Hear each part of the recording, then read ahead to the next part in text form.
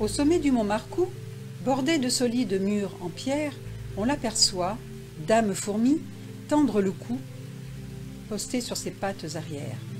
Elle se dresse dans l'azur, immobile au milieu des pierres, à l'écoute du chant des murs qui lui adressent leurs prières. Plus bas, non loin du Camino, dame grenouille, sur son îlot, observe de loin des fourmis, ces êtres à la force tranquille. Curieuse, elle admire cette reine, juchée sur un grand lit de pierre, altière, dominant la plaine, antenne tournée vers Fougères. Dans son armure minérale, dame fourmi veille les siens, les encourage, impériales dans leur bénévole dessein. Sous l'espace céruléen, bercé du chant des cigales, les fourmis œuvrent en commun, élaborant un idéal. Infatigables, travailleuses, amoureuses de leur ouvrage, sans fin redressent, laborieuses des murs au cœur des paysages. Elles viennent de partout, de tous horizons, travailler cette pierre porteuse de mémoire, conscientes qu'entre leurs mains, habiles et chevronnées, perdure l'héritage d'un savoir ancestral. Inlassables, elles rénovent les murets des anciens, respectueuses des traces qui jalonnent les terres, certaines qu'avec leurs mains, sèches comme des pierres, elles poursuivent un ouvrage qui procède de l'art. Soucieuses d'un patrimoine qui tendait à disparaître, patientes, elles reconstruisent nos caravelles qui retrouvent leur jeunesse entre leurs doigts d'artistes et leur cœur d'artisans.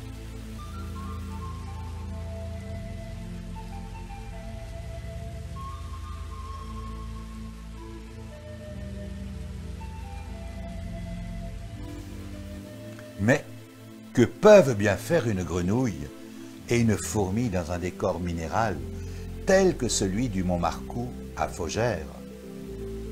Les clichés qui défilent témoignent au quotidien de l'engouement de toutes ces petites et grosses mains qui expriment avec profondeur et sagesse la passion qui les anime.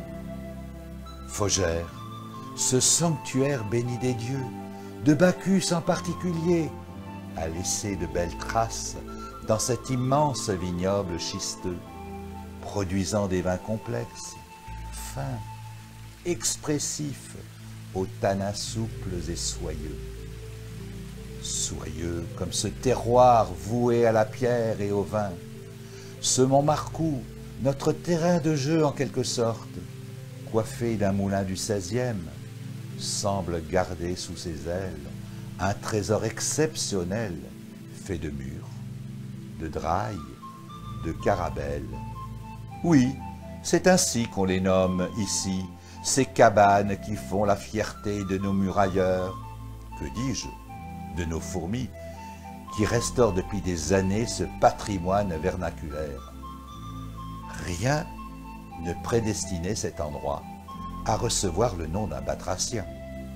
Et pourtant, en s'élevant dans l'espace, on découvre étonné l'empreinte énorme d'une grenouille, tombée telle une météorite, en laissant sa trace pour former ce que nous appelons à présent le carrefour de la grenouille.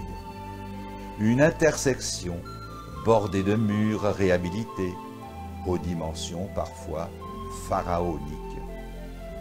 Chemin faisant, à quelques encablures, une énorme fourmi érigée là, non par hasard, par deux stagiaires au talent exceptionnel, Valérie et Olivier. Perchée sur un clapasse, elle domine le village de son regard fort, son teint précieux. Elle force au respect et guide dorénavant nos pas et nos gestes. Et c'est sous la houlette de Claude, l'authentique reine de cette fourmilière, que notre forte colonie avance, passionnément et sereinement.